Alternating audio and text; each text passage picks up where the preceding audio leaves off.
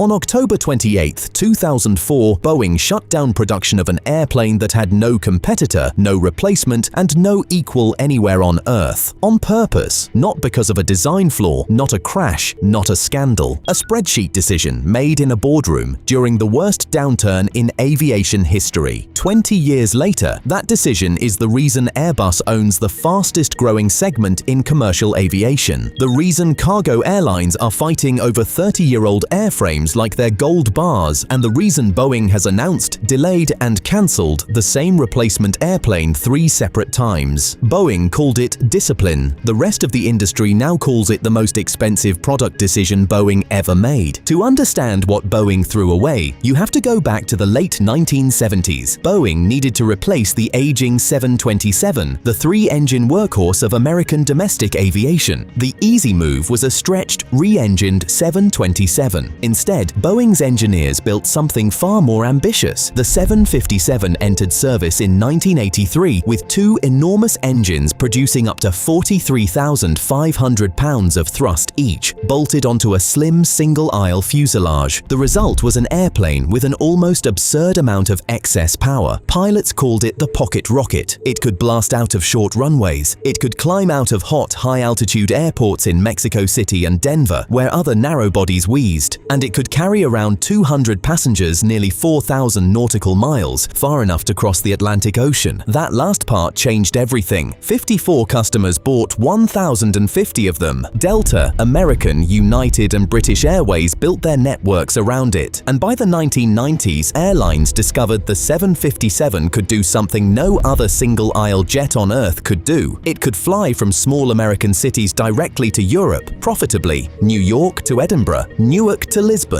Routes with maybe 180 people a day who wanted to fly them. A wide-body on those routes flies half-empty and bleeds cash. A regular narrow-body cannot physically reach them. The 757 sat perfectly in between. Aviation economists have a name for this territory. They call it the middle of the market. In plain English, there is a band of routes, roughly 200 to 250 seats, flying 4,000 to 5,000 nautical miles, where big planes are too big and small planes are too short-legged. Airlines call these routes long and thin. Long distance, thin demand. And the brutal arithmetic of long and thin routes is that only one aircraft geometry works. Narrow-body operating costs stretched across intercontinental range. Miss on either side and the route dies. Too much capacity and you're flying empty seats across an ocean. Too little range and the route simply does not exist. For over 2 decades, exactly one airplane threaded that needle. The 757 was not just a product, it was a monopoly on an entire category of flying, which makes what happened next almost impossible to believe, because Boeing didn't lose that monopoly. Boeing surrendered it voluntarily. The early 2000s hit Boeing like a freight train. September 11th gutted air travel. Airlines went bankrupt in waves. Boeing slashed 737 production nearly in half, and 757 sales, which had once topped 100 aircraft per year, slowed to a trickle. Airlines in survival mode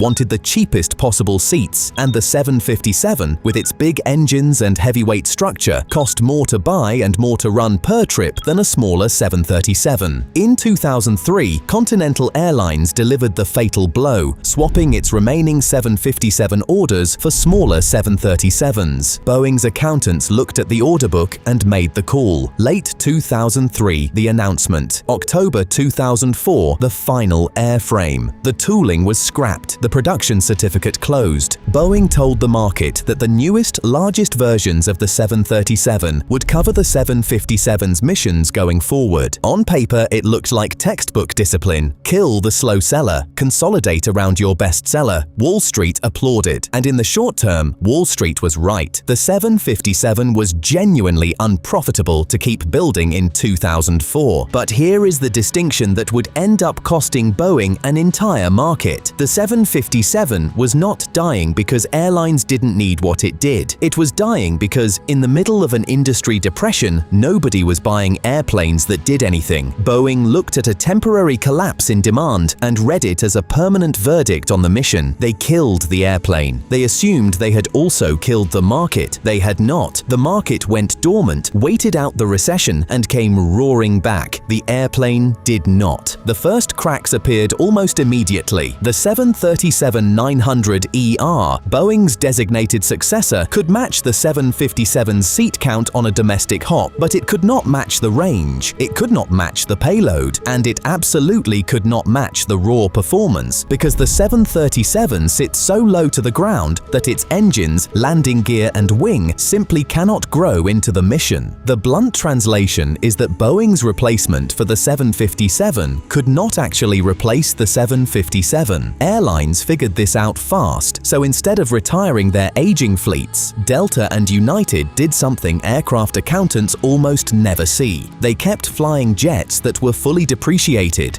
pouring millions into overhauling 1990s airframes because no amount of money could buy a new airplane that did the same job. The 757 became the aviation equivalent of a discontinued power tool that professionals refuse to give up, hunting for spare parts on the second-hand market because the manufacturer's shiny new model simply cannot cut as deep. And that is why tonight, a 757 that rolled out of Renton in the 1990s will push back from a gate in Newark with 200 people on board and point its nose at the Atlantic. The passengers will never think about the age of the metal around them. The pilots quietly love it. The mechanics keep it alive by hunting parts from a global pool that shrinks a little more every year. Delta and United are not flying 30-year-old jets to Europe out of nostalgia. They are flying them because their manufacturer still sells nothing that can do the job. And inside Boeing, everyone knew it, which is why, starting around 2015, Boeing began working on the replacement. They called it the new midsize airplane, the NMA.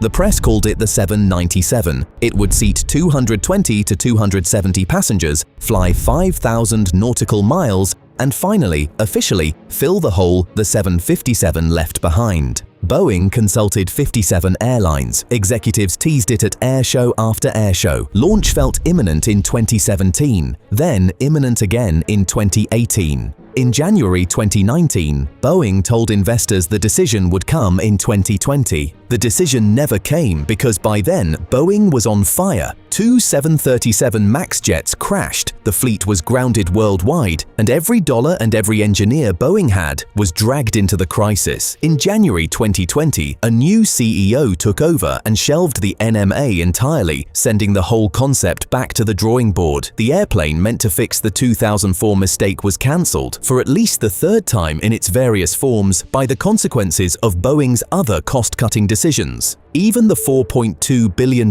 attempt to buy Embraer's commercial division, a deal built partly to acquire the engineering muscle for exactly this kind of clean sheet program, collapsed in April 2020. Boeing kept announcing the ambition and kept being unable to afford it. But while Boeing spent a decade holding meetings about the middle of the market, Airbus was assembling its answer one modification at a time. Airbus never had a 757. What Airbus had was the A321, a stretched narrowbody with none of the 757's legs. So instead of designing a new airplane, Airbus ran a patient, methodical siege. Add fuel tanks, strengthen the structure, fit new geared turbofan engines. In 2016, the A321LR appeared, pitched openly as a 757 replacement. Then, at the Paris Air Show in June 2019, while Boeing was consumed by the MAX grounding, Airbus launched the killshot, the A321XLR,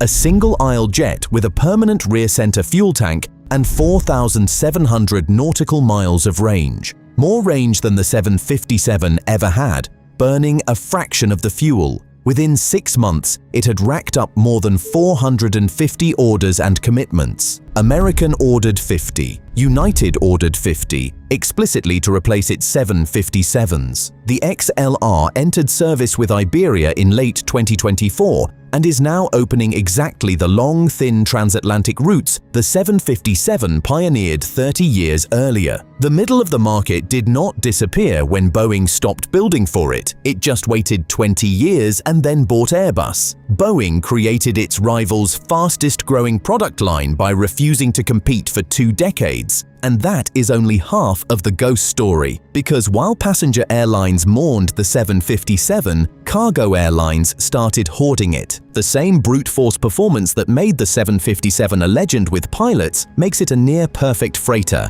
FedEx, UPS, DHL, and Amazon's air network all built massive express fleets around converted 757s. And here is where the economics turn genuinely surreal. A used 757 airframe, an aircraft that listed for around $65 million in 2002 and was written down on airline books toward scrap value, now commands between roughly $8 million and nearly $16 million as conversion feedstock, plus around $5 million more for the freighter conversion itself. Aircraft that accountants had depreciated to almost nothing are trading hands for 8 figures because the express cargo industry has concluded the same thing the passenger industry did. Nothing else does this job. Appraisal firms literally use the phrase that the 757 feedstock is drying up, like it's a natural resource being mined to exhaustion. Boeing stopped making this airplane more than 20 years ago, and the market's response has been for its value to move the wrong direction. 30-year-old jets appreciating like real estate. It is the aviation equivalent of a car maker discontinuing a truck, and 20 years later, contractors are paying above the original sticker price for rusted ones at auction because every new truck since is somehow worse at hauling. So tally the ledger on that quiet 2004 shutdown. Airbus has sold hundreds of XLRs into a segment Boeing invented, with Boeing offering nothing against it. American carriers spent 2 decades and billions of dollars keeping geriatric 757s flying because their manufacturer sold no successor.